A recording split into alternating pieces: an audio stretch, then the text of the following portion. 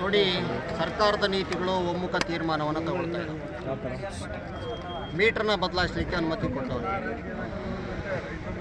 ಯಾವ ಕಾರಣಕ್ಕೆ ಮೀಟರ್ನ ಬದಲಾಯಿಸ್ತೀವಿ ನೋಟಿಸ್ ಕೊಡಬೇಕು.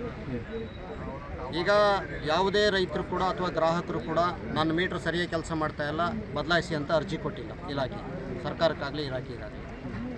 ಇಲಾಖೆನೂ ಕೂಡ ನಿಂದು ಈ ಮೀಟ್ರ್ ಸರಿಯಾಗಿ ಕೆಲಸ ಮಾಡ್ತಾ ಇಲ್ಲ, ಇಂಥ ಡಿಫೆಕ್ಟ್ ಇದೆ, ಆ ಕಾರಣಕ್ಕೆ ಈ ಮೀಟ್ರನ್ನ ಚೇಂಜ್ ಮಾಡ್ತಾ ಇದ್ದೀನಿ ಅಂತ ಯಾರಿಗೂ ನೋಟಿಸ್ ಕೊಟ್ಟಿಲ್ಲ.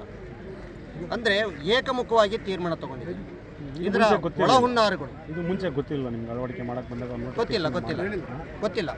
ಇವರ ಒಳ ಹುನ್ನಾರಗಳು ಹೌದೌದು, ಒಳ ಹುನ್ನಾರಗಳು ಏನಾಗಿದೆ, ಹೈಕೋರ್ಟ್ ಕೂಡ ಇದರ ಮಧ್ಯೆ ಪ್ರವೇಶ ಮಾಡಿದೆ. ಪಕ್ಕದ ಕೇರಳದಲ್ಲಿ ಮತ್ತು ತೆಲಂಗಾಣದಲ್ಲಿ 900 ರೂಪಾಯಿಗೆ ಸಿಕ್ಕುವಂಥ ಮೀಟ್ರು ಇದೇ ಸ್ಮಾರ್ಟ್ ಮೀಟ್ರ್. ಇಲ್ಲಿ ಕರ್ನಾಟಕದಲ್ಲಿ 10,000 ರೂಪಾಯಿ ಬೆಲೆಗೆ ಖರೀದಿ ಮಾಡಿದ್ದಾರೆ. ಟೆಂಡರಲ್ಲಿ ಲೂಟಿ ಹೊಡೆದಿದ್ದಾರೆ. ಅದು ಈಗಾಗಲೇ ಸಾಕಷ್ಟು ಸಾರ್ವಜನಿಕ ಚರ್ಚೆ ಶುರುವಾಗಿದೆ. 10,000 ಕೋಟಿ ಅಂದರೆ ಇವರು 10,000 ರೂಪಾಯಿಗೆ, ಅಂದರೆ 11,000 ರೂಪಾಯಿ, 9,000 ರೂಪಾಯಿ ದುಡ್ಡನ್ನು ಇವರು ಜನರ ತೆರಿಗೆ ಹಣನ ಅದಕ್ಕೆ ಹಾಕಿ ಇಲಾಖೆಯವರು ಮತ್ತು ರಾಜಕಾರಣಿಗಳು ಶೇರ್ ಮಾಡ್ಕೊಂಡಿದ್ದಾರೆ. 9,000 ರೂಪಾಯಿ ಹಣವನ್ನು ಶೇರ್ ಮಾಡಿಕೊಂಡು ಇವತ್ತು ಮಾಡ್ತಾ ಇದ್ದಾರೆ. ಅಂದರೆ ಜನರ ತೆರಿಗೆ ಹಣವನ್ನು ಲೂಟಿ ಮಾಡಲಿಕ್ಕೆ, ಎಲ್ಲ ಶೇರ್ ಮಾಡ್ಕೊಳ್ಲಿಕ್ಕೆ ಇವರೆಲ್ಲ ದಗಲ್ಬಾಜಿಗಳು.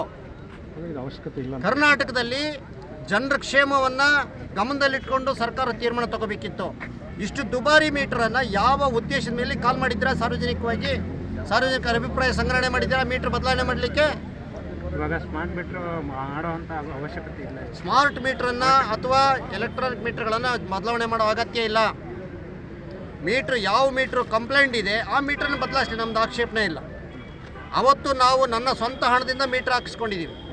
ಇವತ್ತು ಫ್ರೀಯಾಗಿ ಹಾಕ್ತೀವಿ ಅಂತ ಬಂದರೆ ಆ ಕಂಪನಿಯನ್ನು ಇವರೇ ಫ್ರೀಯಾಗಿ ಕೊಟ್ಟಿಲ್ಲ ಮೀಟ್ರ್ಗಳನ್ನು, ಅವರಿಗೆ ಹಣ ಕೊಟ್ಟಿದೆ.